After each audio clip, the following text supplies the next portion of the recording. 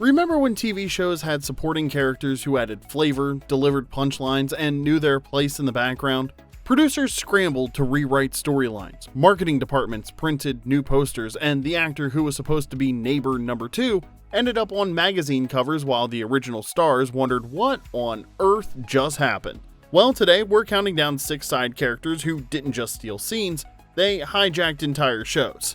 We're talking about characters who went from one-episode wonders to merchandising empires, from disposable villains to the reason millions of people tuned in every week. Some of them saved dying shows, others fractured them, and number 1 on this list became so iconic that an entire network spent a decade printing his face on lunchboxes.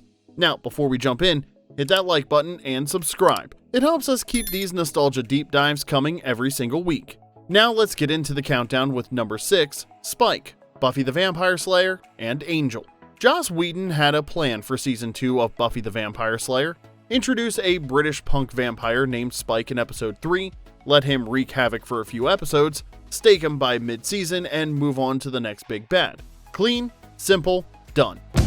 'Cause the big bad is back. This time... The audience immediately pushed the show in another direction. Buffy the Vampire Slayer premiered in 1997 on the WB and ran for 7 seasons, moving to UPN for its final 2 years. Created by Joss Whedon, it followed Sarah Michelle Gellar as Buffy Summers, a teenage girl who just wanted to be normal but was cursed with the whole chosen one destined to fight vampires thing. The core group included Allison Hannigan as best friend Willow, Nicholas Brendan as Xander, and Anthony Head as Buffy's watcher, Giles. The formula was simple: high school meets horror. Nice work, love. Who are you? You'll find out on Saturday. Happens on Saturday. I kill you. Buffy stakes vampires, saves the world, struggles with trigonometry. Rinse and repeat. Then season 2 episode 3 happened. School Hard introduced Spike, a platinum blonde British punk vampire who was supposed to cause some trouble, deliver a few threatening monologues, and get staked by episode's end. Done. Next villain, please. No, you don't.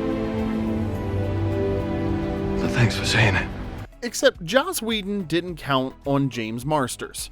Marsters showed up wearing a leather duster, smoking cigarettes, and delivering insults with the kind of swagger that made every other vampire look like they were auditioning for a dinner theater production of Dracula. The show's writers had planned to kill him off quickly. Audiences made it obvious the writers couldn't let him go. Within weeks, message boards lit up. Keep Spike. Don't you dare dust him. So the writers scrambled. Spike went from disposable villain to reluctant ally after getting a chip implanted in his head that prevented him from hurting humans. Even with the chip, Spike was able to hurt all those people and he was brainwashed. Yeah, but he was under the control of the First. Maybe something's wrong with it. Suddenly, the punk rocker who'd gleefully murdered his way across continents was reduced to fighting demons alongside the Scooby Gang and eating buffalo wings at the Bronze. Now, here's where things got messy and controversial. By season 6, Spike wasn't just comic relief anymore. He became Buffy's deeply complicated, morally questionable love interest. Their relationship divided the fandom harder than any big bad ever could. Some viewers thought it was the most compelling arc the show ever did. Others wanted to stake both of them and move on. I've been alive a bit longer than you. And dead a lot longer than that. I've seen things you couldn't imagine. And done things I prefer you didn't. Love it or hate it, Spike rewired the entire show. What started as Girl Fights Monsters became Girl has extremely complicated feelings about a soulless vampire who really shouldn't work as a romantic interest, but somehow does. By the time Buffy ended in 2003, Spike had evolved from throwaway villain to tragic anti-hero seeking redemption, complete with his own soul. And the network wasn't ready to let him go. Neither was Whedon. So, Spike crossed over to Angel for its 5th and final season, where he immediately started stealing scenes from Angel himself. We'll deal with whatever comes next.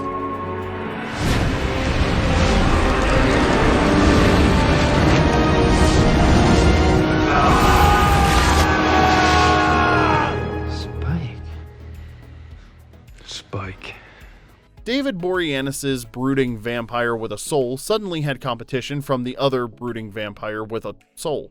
Except Spike had better one-liners. James Marsters rode that leather duster all the way to convention fame, appearing in Smallville, Torchwood, voicing Zamasu in Dragon Ball Super, and becoming a fixture on the sci-fi circuit. Not bad for a character who was supposed to get dusted in 1997. Spike wasn't supposed to last 3 episodes.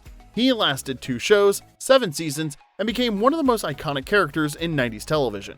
Number 5, Jesse Pinkman, Breaking Bad. Breaking Bad premiered on AMC in January of 2008 and ran for 5 seasons until 2013. Created by Vince Gilligan, it followed Bryan Cranston as Walter White, a high school chemistry teacher diagnosed with terminal lung cancer who decides to cook meth to secure his family's financial future. The plan was simple: make some cash, get out clean, and go back to grading papers. Spoiler alert, that's not what happened. Walt's partner in crime was Jesse Pinkman, played by Aaron Paul, a small-time meth cook and former student who called everyone bitch and seemed destined to become another cautionary tale about the dangers of the drug trade. I tell this asshole if he wants to learn how to make my product, he's got to do it my way. The right way. Now here's the thing. Jesse wasn't supposed to make it past season 1. Vince Gilligan's original plan was to kill Jesse early, probably around episode 9, to serve as Walt's moral breaking point. Jesse's death would be the moment where Walter White fully crossed over into Heisenberg territory and the audience would realize there was no going back. Except Aaron Paul had other ideas. Well, not intentionally, but his performance definitely did. The moment Paul and Cranston shared the screen, something clicked. Paul brought a vulnerability to Jesse that made him more than just a screw-up in a beanie. Yeah, bitch! Magnets! Oh! One scene, he's a cocky dealer. The next, he's a broken kid trying not to cry in front of Mr. White. Gilligan and the writing staff watched the dailies and realized they couldn't kill this character. The show needed him. So they scrapped the original plan and kept Jesse alive. And suddenly Breaking Bad wasn't just about Walter White's descent into darkness, it became about what that descent did to everyone around him, especially Jesse. You didn't follow my instructions! Oh, well, Heil Hitler, bitch! And let me tell you something else. We flipped a coin, okay? You and me. You and me! His performance rewrote the character's fate on the spot. Jesse evolved from disposable sidekick to the show's moral compass. Every time Walt manipulated him, lied to him, or sacrificed someone Jesse cared about, the audience felt it. Walt's transformation into a monster only worked because we watched Jesse pay the price for it. Episode after episode, season after season. Jesse didn't just survive, he became Breaking Bad's emotional center. His catchphrases entered the culture. His trauma became the show's heartbeat. When the series ended in 2013, Jesse Pinkman had hijacked an entire prestige drama that was supposed to bury him in the New Mexico desert. Look, you two guys are just guys, okay? Mr. White, he's the devil. Aaron Paul rode that performance straight to 3 Emmy Awards for Outstanding Supporting Actor, followed by roles in BoJack Horseman, Westworld, and the Breaking Bad sequel film El Camino in 2019, which gave Jesse the ending fans had been demanding since Walt drove away in that Volvo. Jesse Pinkman was supposed to die in season 1. Instead, he became the reason millions of people still can't hear the word bitch without doing an Aaron Paul impression. Number 4, Sheldon Cooper, The Big Bang Theory. The Big Bang Theory was supposed to be Leonard's show. Leonard likes Penny, Penny doesn't understand physics, cue the laugh track, roll the credits. Then Jim Parsons opened his mouth, knocked 3 times on a door, and the entire sitcom belonged to him. Created by Chuck Lorre and Bill Prady, The Big Bang Theory premiered on CBS in September of 2007 and ran for an impressive 12 seasons until 2019. The show followed 4 Caltech scientists navigating life, love, and Comic-Con. Johnny Galecki played Leonard Hofstadter, the original protagonist whose unrequited crush on Kaylee Cuoco's Penny was supposed to drive the series. Simon Helberg and Kunal Nayyar rounded out the group as aerospace engineer Howard Wolowitz and astrophysicist Rajesh Kuthrapali. I'm not Seinfeld funny, but I did an open mic night once. You're not funny. Yeah, that's what they said at the Chuckle Hut. Sheldon Cooper, Leonard's roommate and theoretical physicist with 0 social skills, was supposed to be quirky supporting character number 3. Color commentary while Leonard pursued his will they won't they. Parsons had other plans. From the pilot, it was obvious something was different. Parsons delivered every line with surgical precision, equal parts robotic and weirdly human. His Sheldon wasn't just awkward, he was a fully realized alien pretending to be a person, complete with assigned seating, a specific knock pattern, and the kind of rigid worldview that made everyone around him look like emotional support humans. I'm not upset. I'm just imagining a world without my best friend in it. Sheldon. It's okay. By season 2, the show had shifted. What started as Leonard's story became Sheldon's universe and everyone else just lived in it. The writers leaned in hard, more screen time, more catchphrases, and eventually an entire relationship arc with Amy Farrah Fowler, played by Mayim Bialik. Sheldon wasn't just stealing scenes anymore, he was the reason people tuned in. His catchphrase, "Bazinga," entered the pop culture lexicon. Bazinga. Bazinga. His spot on the couch became sacred ground, whereas Jim Parsons won 4 Emmy Awards for Outstanding Lead Actor in a Comedy Series. Lead, not supporting. The show had officially become The Sheldon Show, and nobody was pretending otherwise. Hollywood noticed. By 2015, Parsons was the highest paid actor on television, reportedly earning $29 million that year. By the final season, he and the core cast were pulling in $1 million per episode. Not bad for a character who was supposed to be Leonard's weird roommate. And here's the ultimate proof Sheldon took over. He's the only character who got his own spin-off. Young Sheldon premiered in 2017, ran for 7 seasons, and featured Jim Parsons narrating as adult Sheldon. CBS tried launching a George and Mandy spin-off in 2024, but let's be real, that exists because Young Sheldon succeeded first. After Big Bang ended in 2019, Parsons moved on to producing shows like Hollywood and the Boys in the Band film adaptation. He also starred in Ryan Murphy's Hollywood and returned to Broadway. Turns out playing television's most famous physicist opens a lot of doors. Now, before we keep going, you tell us, did any side character from your favorite show take over the story? Comment below and remember to like and subscribe so you don't miss future episodes. Number 3, J.R. Ewing, Dallas. Dallas started as a Romeo and Juliet story. Bobby and Pam, 2 star-crossed lovers from feuding Texas oil dynasties trying to make their marriage work despite all the scheming, backstabbing, and crude oil standing between them. You know, sometimes I think you forget just how tough your family can be. Don't forget what they did to Digger at the barbecue. Honey, I love you.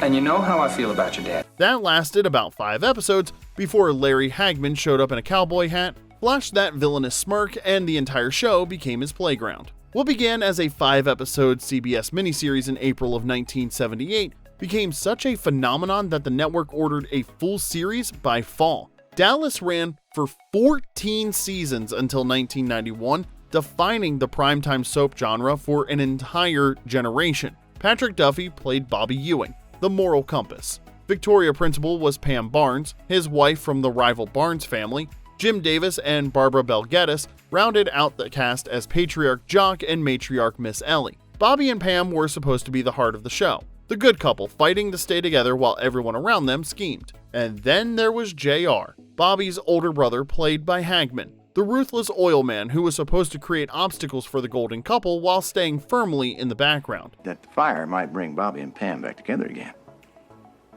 Together? Pam filed for divorce. Hagman played JR like he was personally offended by the concept of human decency. Cheerfully corrupt, gleefully manipulative, and somehow charming while destroying lives and breaking business deals, J.R. Ewing became the villain everyone couldn't stop watching. The writers noticed, and so did audiences. By season 2, the show wasn't about Bobby and Pam anymore, it was about whatever scheme JR was cooking up this week. He lied to his wife Sue Ellen, played by Linda Gray.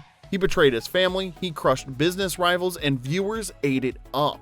Then came March 21st, 1980. Season 3 ended with a gunshot in JR's office and one question that consumed the entire planet.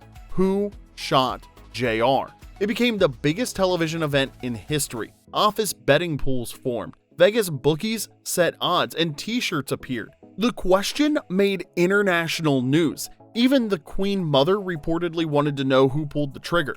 The answer didn't air until November 21st of 1980, 8 months later, and 83 million Americans tuned in. It remains one of the highest rated episodes ever broadcast. And if you're 4 decades late, Kristen Shepard did it. JR's sister-in-law and former mistress, of course. I think I'll write my memoirs there.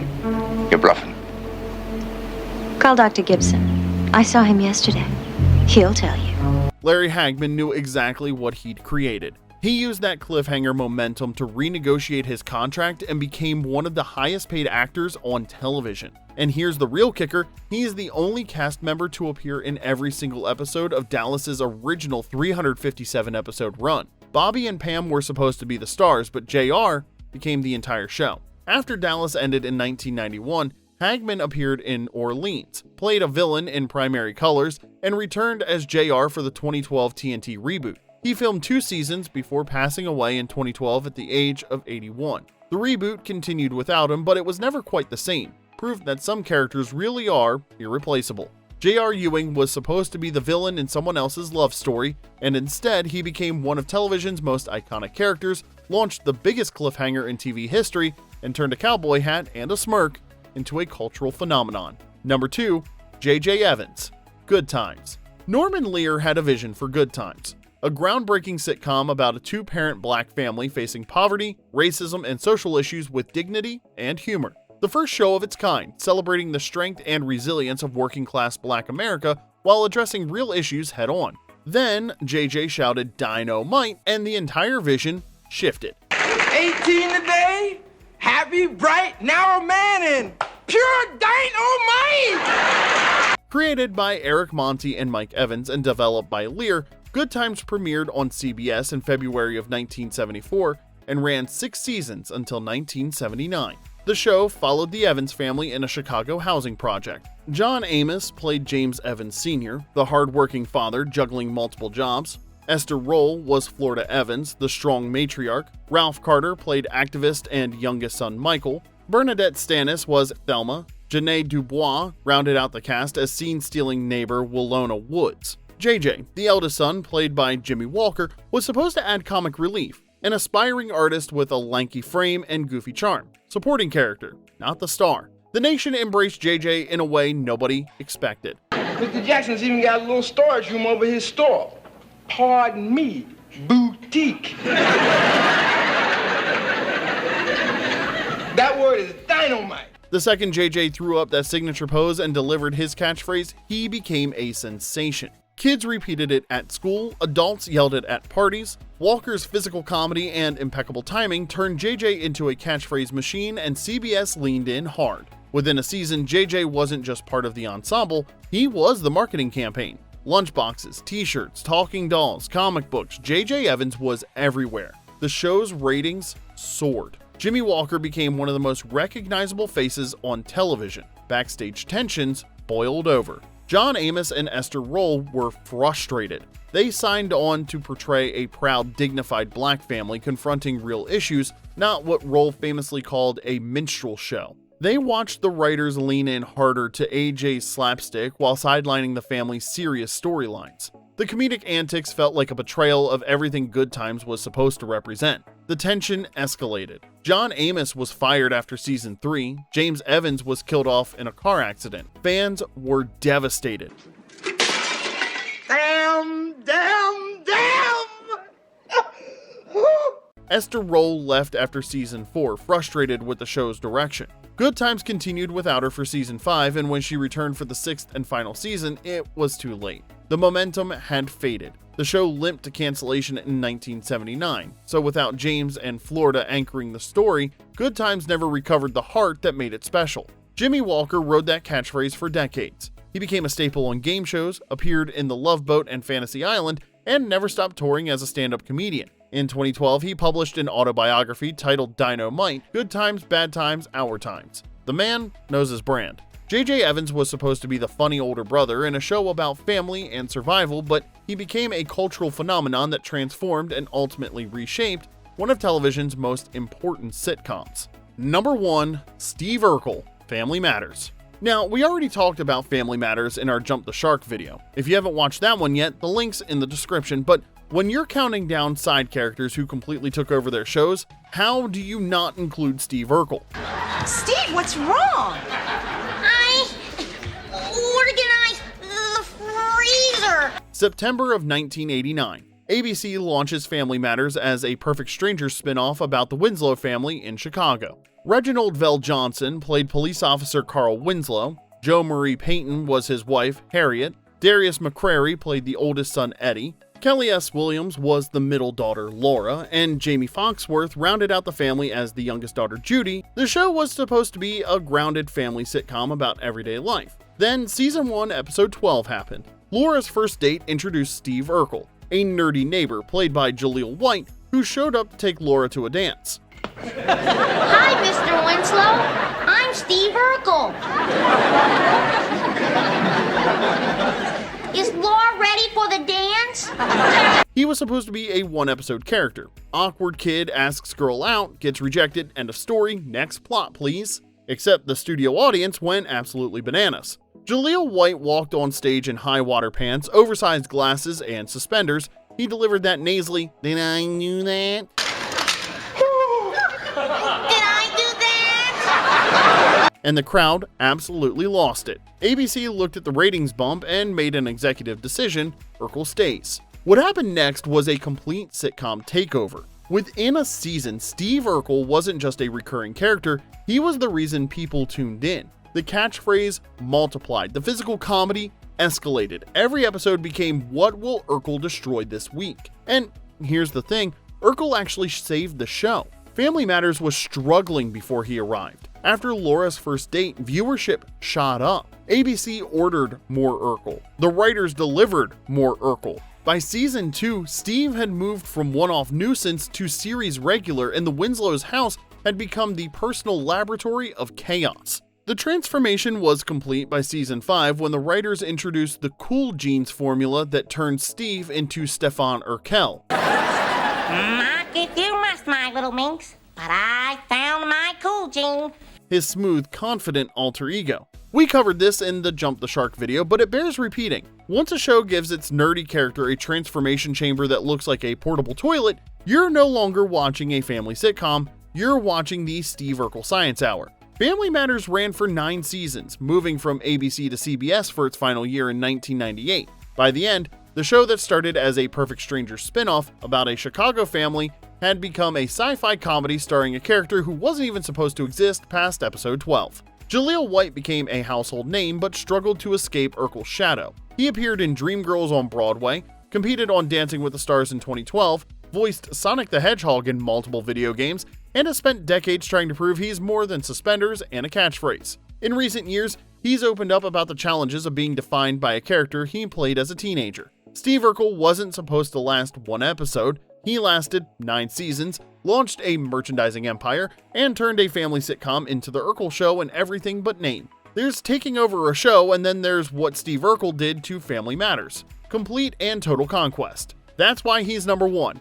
There's no debate. Did he do that? Yes. Yes, he absolutely did. Did I do that? And there you have it. 6 side characters who walked onto the show as side characters and walked off with the entire show. Which takeover shocked you the most? And more importantly, who did we miss? Drop your picks in the comments, and if there's enough demand, we'll do a part 2. Now, if you enjoyed this trip down memory lane, make sure to like and subscribe so you don't miss what's coming next. Until next time, bazinga, this is Remember When.